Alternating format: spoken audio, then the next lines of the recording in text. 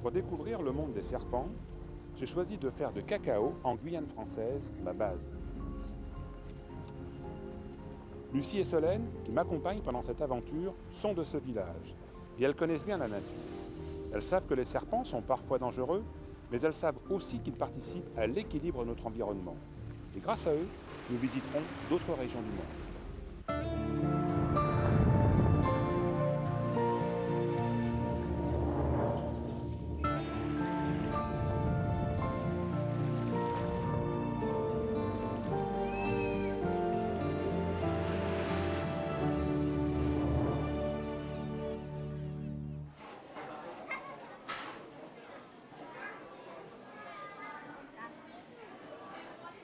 Malgré les apparences, nous ne sommes pas en Asie, mais bien en Guyane française, à Cacao, au cœur de la Guyane. Et cette broderie représente bien, d'ailleurs c'est très fidèle, l'épopée Hmong. On voit tout à fait là-haut les bombardements, c'est la guerre. Les Hmong, les montagnards du Laos, sont victimes d'une oppression politique qu'ils n'acceptent pas. Alors ils fuient, ils traversent le fleuve Mékong, ils vont se réfugier en Thaïlande. Là, ils sont dans des camps. Là encore, la répression continue. Ils fuient à nouveau. Mais où est-ce qu'ils partent? Eh bien, grâce à la communauté internationale, certains vont aux États-Unis, en Allemagne, d'autres viennent en France, d'autres s'installent ici en 1977 à Cacao. Ils défrichent la forêt, ils font des cultures, et aujourd'hui, ils sont devenus complètement indispensables à la communauté guyanaise. Parce qu'ils fabriquent, ils produisent, ils cultivent des légumes et des fruits. Michel, tu le connais celui-là? Non, je ne connais pas celui-là, non, pas du tout. Mais ce que je propose, c'est de sortir de Cacao pour aller en observer directement dans la nature. On va dans le champ de mes grands-parents, on verra bien. Il y en Pourquoi a, dans le champ de tes grands-parents? Parce que comme c'est des champs, des abattis, on peut en trouver. Ah d'accord, très bien, c'est une bonne idée. Allez.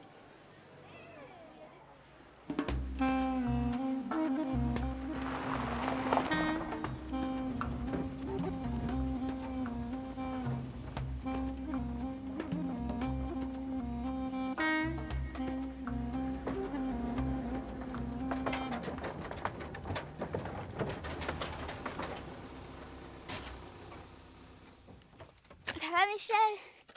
Alors là, on est dans le champ de ma grand-mère. Ce champ-là qui est devant nous, c'est le champ à mon oncle Olivier, mais en Hmong il s'appelle Tu et les champs ils sont partagés pour les enfants de la famille. Et c'est là-dessous que vous trouvez des serpents venimeux? Ouais. Il faut dire que sous les plastiques comme ça, ils sont bien. Hein. Mais là, il n'y en a pas. Regardez, il est là. C'est quoi ça? Bah, c'est un grage, on appelle ça grage. En fait, il s'agit d'une vipère fer de lance. C'est vraiment un serpent qui craint pas les hommes. Il vit à proximité des maisons, comme ça dans les abattis, la preuve quoi. Dans la journée, ce serpent est caché, il reste lové comme ça sur le sol. Et sa coloration, ses dessins font qu'il se confond complètement sur le milieu. Alors ça ajoute au danger, bien entendu. Et quand il est agacé, il remue la queue. Regardez. Vous voyez? En fait, ça ressemble à quoi? Ça fait comme un serpent à sonnette. Eh oui, ça fait comme un serpent à sonnette.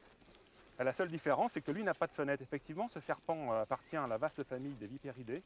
C'est un botrops, mais il est en fait beaucoup plus près des crotales que des vipères. Et j'ai rencontré des serpents à sonnette, surtout en fait au Mexique, dans un endroit qu'on appelle la Basse-Californie. Et là-bas, il y a de très très beaux serpents à sonnette. Ils sont très beaux, ils sont très vifs, mais ils sont aussi très dangereux, donc il faut faire attention.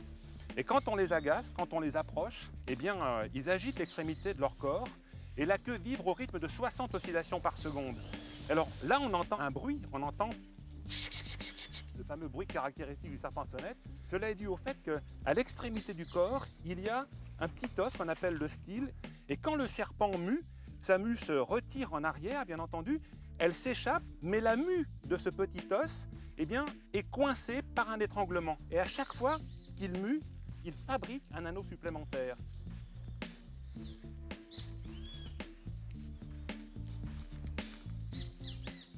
Ce qui fait le danger de ce serpent, c'est la longueur de ses crochets. 2 crochets, très longs, très durs, très fins. Creux à l'intérieur, il y a un petit canal qui permet au venin de passer à l'extrémité du crochet. Un crochet biseauté, donc il ne se bouche jamais. C'est une véritable seringue. Et il injecte profondément le venin dans le muscle. Le venin ensuite est dilué, transporté par le sang, et les dégâts sont très importants. Malgré tout ce que je viens de dire, on ne connaît pas plus de 2 ou 3 cas mortels après une morsure de ce grage en 20 ans. En ce qui concerne la vipère aspic, chez nous, on en est à peu près à ces proportions-là aussi. Donc vous voyez, c'est un serpent beaucoup plus dangereux que la vipère aspic, mais il ne fait pas plus de dégâts que cette vipère. En France, il n'y a que la vipère aspic, ou une voisine, la vipère Bérus, qu'on appelle aussi vipère du Nord, qui possède des crochets venimeux. Comment est-ce qu'on les reconnaît, ces vipères? Ce sont des serpents qui ont de toutes petites écailles sur la tête, qui ont sur le corps une espèce de marbrure de zigzag. Ils ont une livrée plutôt mate, plutôt terne. Ils ont une pupille fendue, verticalement. Et ce sont des serpents, quand on les approche, qui fuient lentement. Par contre, les couleuvres, elles, sont beaucoup plus fines. Elles filent dans les airs ou dans les branches. Elles ont une livrée beaucoup plus brillante. Elles ont sur la tête de grosses écailles et elles ont une pupille ronde. Ça en fait un de moins dans les abatis, dans les jardins. Je vais le relâcher là-bas, loin des champs. D'accord ? Et voilà. Bonne aventure. Ils sortent à 9 h et c'est bon. C'est bon, Lucie, c'est là? Ouais. On va marcher un peu. On va passer à l'ombre. Il y a quelques années, ce chemin était un sentier. Vous vous rappelez? Non. Non? Je sais plus. Il n'est pas venu par là? Et aujourd'hui, c'est vraiment devenu un chemin. Tiens, ça, on va se mettre là-bas, là, dans la tâche de lumière. Ok. Comme ça, si jamais les morphos, là, ils descendent, là, ils suivront la rivière, on pourra les surprendre et... Ouais. Il y a un petit coup de projecteur, là. Là, ouais. T'es devenue experte maintenant, Lucie, alors? Oui, on peut dire ça comme ça.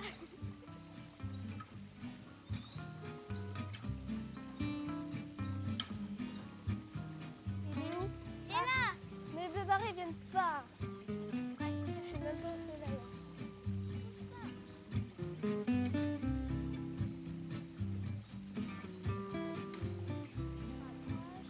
Mais il est aveugle. Il est trop, il te voit pas. Il est parti. Viens. Viens. C'est un délire. Viens, mon coco. Hop. Oui. Ah ouais, joli. Il est bien abîmé. Hein.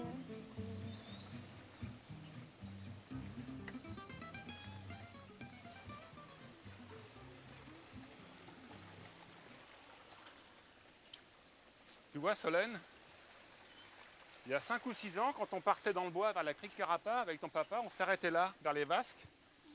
Et c'était pour nous un endroit où on pouvait se reposer, se désaltérer et se baigner. Oh, regarde, tiens. Regardez, c'est quoi ça? Oh, une dendrobasse. Voilà. Une petite grenouille gris kiki, Elle est belle. mais elle fait partie des animaux les plus dangereux de la forêt. Elle est dangereuse, cette grenouille, parce qu'elle possède des glandes sous la peau, sur le dessus du corps, sur le dos. Et ces glandes fabriquent un venin qui passe sous la peau. C'est un venin transcutané, quand on a la peau un peu humide, notamment en ce moment. Hein, donc ce qui fait que je la tiens par les pattes. Mais ce venin est tellement puissant que les Amérindiens, autrefois, l'utilisaient pour empoisonner la pointe de leurs flèches. Alors ce qui est intéressant aussi, c'est de voir ces couleurs, ce bleu, ce noir et ce jaune. On est là en face de couleurs dites d'avertissement. Et alors, cette couleur d'avertissement, ce jaune, on le retrouve. Où ça? Eh bien, sur le dos des salamandres. En France, dans la forêt, quand il pleut, il sort un batracien qui ressemble à un lézard, c'est une salamandre en fait. Eh bien, cette salamandre, elle arbore cette couleur jaune. Et elle dit aux renards, et elle dit aux blaireaux, ne me mangez pas, parce que si vous me mangez, vous allez mourir. Et le renard un peu écervelé, le renardeau, si jamais il vient à croquer cette salamandre, eh bien, il la recrache aussitôt. Elle est absolument immangeable, et ça lui fait des œdèmes dans la bouche. D'accord? Ensuite, il se rappellera. Il se rappellera que cette salamandre, cette couleur jaune, ça veut dire danger.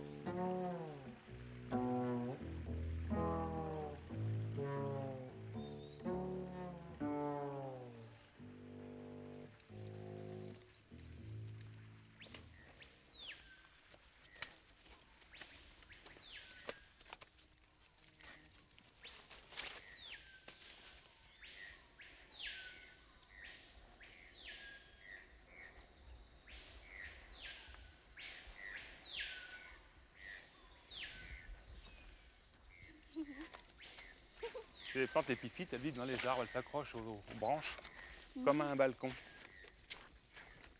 ça, une liane. Non, elle est balèze celle-là. Regardez. C'est quoi là-haut? C'est un bois constructeur. Ah, ça vous fait pas faire un bond, hein? Vous êtes habitué à en rencontrer? Ah, j'ai eu le serpent de l'ascenseur. Attention parce que quand même, il peut crocher. Il est jeune donc. Oui, c'est un jeune celui-là. Je vais essayer de le prendre sans me faire mordre parce que ça mord quand même. C'est pas dangereux, mais ça mord. L'extrémité du corps est vraiment très très belle. Elle est très colorée. En fait, c'est pour attirer le regard du prédateur éventuel. Ça y est. Attention, attention au mouvement. Hein. Faut pas faire de gestes brusques. Qu'est-ce qu'il prend? Lucie, Soso, vas-y. Attends, fais pas de gestes brutaux. Hein. Voilà, il va doucement. Il va te prendre pour une branche. Il va s'entourer autour de toi. Les boas sont des serpents primitifs. Ils ont encore 2 poumons, alors que les autres serpents n'ont plus qu'un seul poumon. Et si on regarde de très très près son anatomie, on va découvrir des restes de fémur. Il avait 4 pattes autrefois. Donc il est beaucoup plus près des lézards en quelque sorte que des serpents modernes. Tu vas avoir un beau collier, Lucie. Alors son cousin germain, c'est un autre grand serpent qu'on appelle le python, qu'on trouve en Afrique, qu'on trouve en Asie. Alors celui-ci peut mesurer 4 mètres, 5 mètres peut-être pour les femelles qui sont les plus grosses, les plus grandes. Mais chez les pythons, on a des tailles impressionnantes. Par exemple, j'ai rencontré moi à Bornéo, dans la mangrove, en pleine forêt, un python. C'est le python réticulé. Il mesure environ 2 mètres, mais c'est un des plus beaux serpents que je connaisse. Les boas et les pythons sont des serpents très très beaux. Ils ont de jolis dessins, ils ont de jolies couleurs. En plus, ils ont sur la lèvre supérieure des petits trous, des petites fossettes. Ce sont des fossettes de thermoréception. C'est-à-dire que là, à l'intérieur des fossettes, il y a des petites cellules qui captent les rayons infrarouges. Alors, ce qui fait que quand ils chassent, à la limite, même sans voir et sans sentir, ils sont capables de repérer les petits animaux à sang chaud dont ils se nourrissent. Ils captent les émissions de rayons infrarouges et ils remontent jusqu'à la source. Et là, évidemment, paf, ils frappent, ils attrapent la bête. Alors, ce qu'il faut savoir aussi, c'est que les boas sont comme les vipères de France. On dit qu'ils sont ovovivipares, c'est-à-dire que la femelle porte des œufs, mais ces œufs, dès que la femelle les expulse, eh bien, ils laissent partir le jeune serpent, comme la vipère. Et quand une femelle vient de mettre bas en pleine forêt, on peut trouver autour d'elle des quantités de petits boas qui mesurent environ 30 cm de long, qui partent dans la forêt très tranquillement. Et si dans le quart d'heure qui suit leur naissance, ils croisent un tout petit rongeur, ils sont capables de l'attraper, de l'étouffer et de le manger.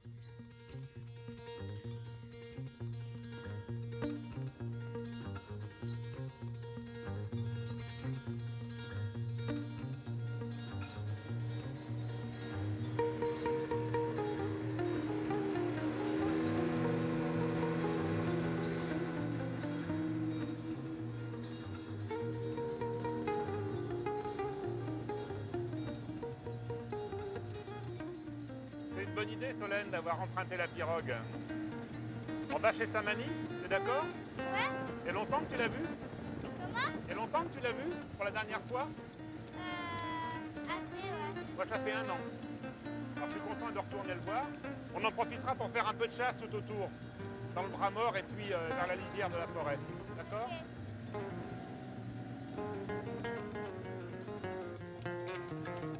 Okay. Ça y est, on est accueilli. Je vous fais un petit coup de marche arrière, là. Hop! Willy! Allez, viens, Willy. Et alors? Alors, il est là, ton maître? Ouais, il est là, ton maître. Oui. Et alors, Willy? Willy, c'est Mani. Hein, allez. Hop.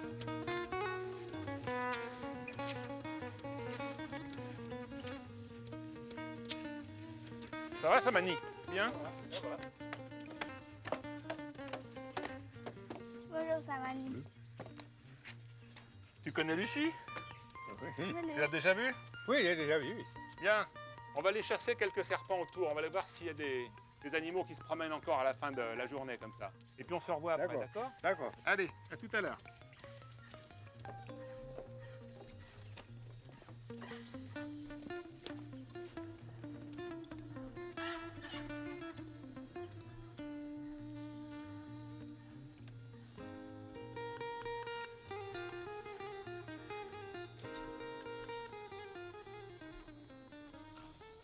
Hé, Michel, viens voir. Regarde là. Bah dis donc, t'as de bons yeux. Il est exactement de la couleur de l'écorce. Tu vois, Lucie, c'est un serpent liane. C'est un serpent dangereux parce que son venin est quand même très puissant. Il a de petits crochets situés dans le fond de la gueule. On dit qu'il est opistoglyphe. Il se nourrit de lézards et quelquefois même de petits poissons. Il se laisse pendre à fleur d'eau et dès qu'un petit poisson passe, paf, il l'attrape. Regardez, il sort sa langue quasiment en permanence pour prendre dans l'atmosphère, dans l'air, des particules d'odeur qui vont lui apporter des informations. Il y a une légende. Les Amérindiens Kalinia, autrefois, pensaient que ce serpent faisait très bon ménage avec les hommes. Et à cette époque-là, eh bien, les hommes s'en servaient comme d'une liane pour fabriquer leur carbet. Et c'était un carbet qui était indestructible. Il était toujours solide et capable d'héberger les hommes, grâce à ce serpent qui leur portait bonheur.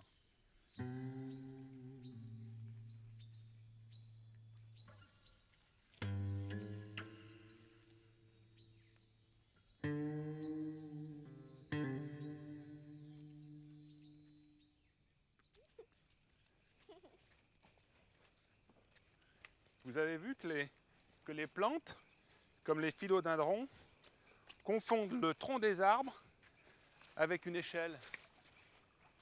Ils se cramponnent, ils grimpent par la lumière.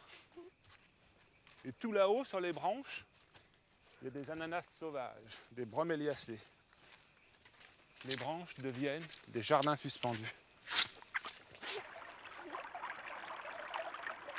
Les animaux du jour sont en train de se coucher, alors que les animaux de la nuit sont en train de se réveiller.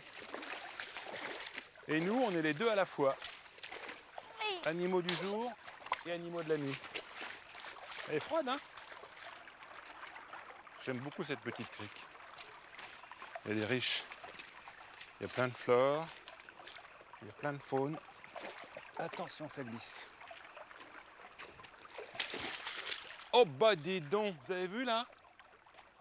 Vous avez vu le geste? Un boa de cook. Il s'est trahi par son mouvement. Il serait resté comme il est là, on passait à côté sans le voir. Quand il frappe comme ça, c'est qu'il est très sensible au mouvement. Il frappe toujours à la même distance, ce qui fait qu'entre lui et moi, il y a une distance de sécurité. Si je vais plus près, évidemment, il m'attrape, et c'est embêtant parce qu'il mord, il a des grandes dents. Mais à cette distance-là, il y a toujours cette espèce de territoire de sécurité, de distance de sécurité qu'on rencontre partout dans la nature. Et il y a des gens qui savent très très bien ça. Il y a des savants sur la planète qui savent travailler avec les serpents. Ce sont les charmeurs de serpents. Et il m'est arrivé de rencontrer le serpent charmé par le charmeur de serpents, le cobra. Le cobra, quand on approche de lui, qu'est-ce qui se passe? Aussitôt il a peur, alors il se dresse, et comme il n'a pas de poils et comme il n'a pas de plumes pour hérisser, la chouette quand elle a peur hérisse ses plumes, le chat quand il a peur, qu'est-ce qu'il fait? Il hérisse ses poils. Le cobra, lui, il ne peut pas faire ça. Alors il se dresse et il ouvre ses côtes, il devient beaucoup plus large, il impressionne. Et le charmeur de serpent, quand le cobra frappe, ben, il se tient à la bonne distance, ce qui fait que le cobra frappe dans le vide. Alors les charmeurs de serpent, ils se balancent de gauche à droite, un peu comme le boxeur qui esquive un coup de poing. Alors ça fait un vrai spectacle. Et la flûte du charmeur de serpent, ça sert à quoi? Ça ne sert pas à charmer le serpent puisqu'il est sourd comme un pot, il n'entend pas. Par contre, la flûte du charmeur de serpent sert à attirer les touristes qui passent par là, les curieux. C'est la flûte qui les fait venir et c'est grâce à la flûte qu'en fait il gagne sa vie.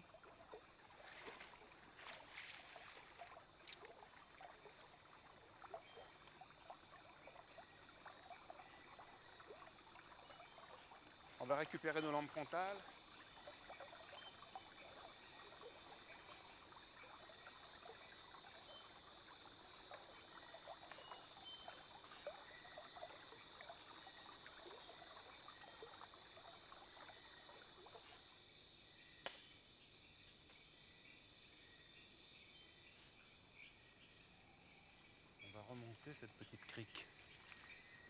même pas une crique, c'est un filet d'eau, c'est un cricot. Et ça suffit, les cricots, pour tenir des caïmans. Des petits caïmans de forêt. Regardez son œil là-bas. Où? Là, regarde. Et tant qu'on a la lampe dessus, tu vois, tant que le faisceau l'éclaire, il est comme hypnotisé. Il ne bouge pas. Regardez. Regardez comme il est beau. Vous le connaissez celui-là? C'est le caïman rouge. Voilà. C'est un caïman de forêt en fait. Hein. C'est un bébé? Non, c'est pas vraiment un bébé. D'abord, sa peau est très dure déjà. Hein. Les bébés ont une peau plutôt molle. Mais c'est pas un animal très grand quand il est adulte. Il peut peut-être mesurer 1,50 m, pas plus. Tu sais, regarde, je lui tiens la tête, parce qu'il a des petites dents, regarde, on dirait du cristal. Elles sont transparentes, mais longues et pointues. Alors, il faut lui tenir la tête, il peut déjà percer la peau. Hein. Vous voyez son front, comme il est très plat. Ses yeux sont en périscope, ce qui lui permet de voir à la surface de l'eau. Ses narines sont en périscope, et elles se ferment, ce qui lui permet de respirer à la surface de l'eau et de plonger sans boire la tasse. Il peut rester longtemps d'ailleurs sous la surface de l'eau en apnée.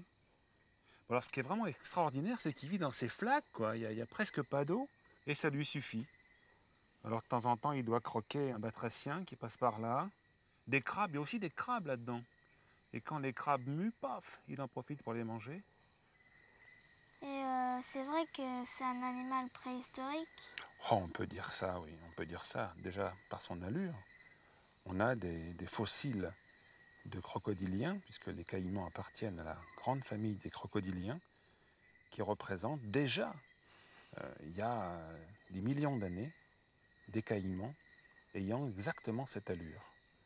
Donc on peut dire effectivement qu'il s'agit là d'un fossile vivant en quelque sorte, qui a cessé d'évoluer depuis fort longtemps. Ce sont des rescapés, et c'est pour ça qu'il faut les conserver comme tous les autres animaux, et peut-être encore davantage, puisque ceux-là viennent de beaucoup plus loin encore, dans la forêt amazonienne.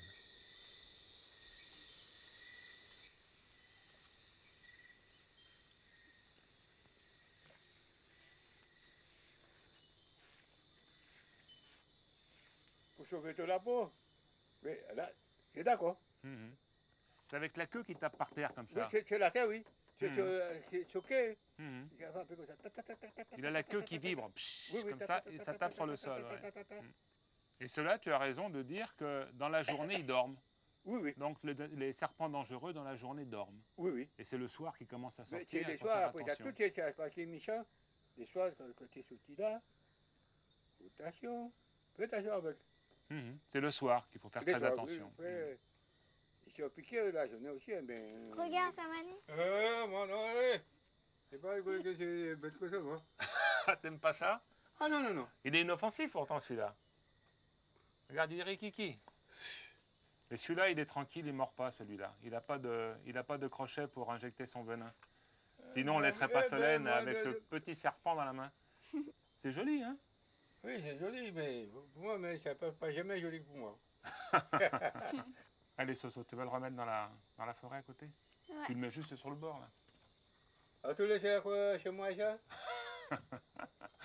Il va partir, il va partir. Bon, faut dire, faut partir. Hein? À 85 ans, Samani, qui a passé sa vie en forêt, regarde toujours les serpents avec inquiétude. Ce n'est pas moi qui le blâmerai, car vivre au contact de la nature, dans ces régions, c'est aussi s'exposer au risque d'une morsure dangereuse. Mais Samani, qui sait parfaitement vivre seul en pleine forêt, vis-à-vis des serpents, n'a pas la connaissance sereine de Lucie et de Solène. T'as gagné, bravo. Oui. C'est cette connaissance qui permet à ces deux adolescentes de vivre joyeusement dans ce tout petit bout d'Amazonie française. J'ai gagné, j'ai le dernier bout. Bravo. Voilà. Bravo Et Solène. attends.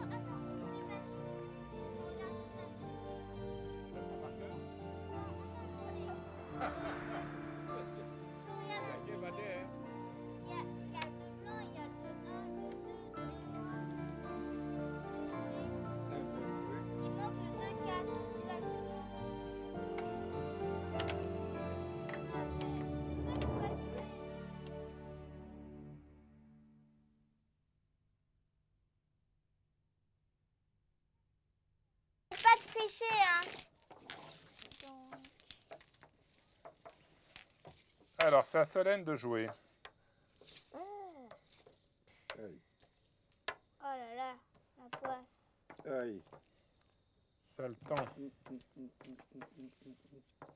Et tu là-bas, 4.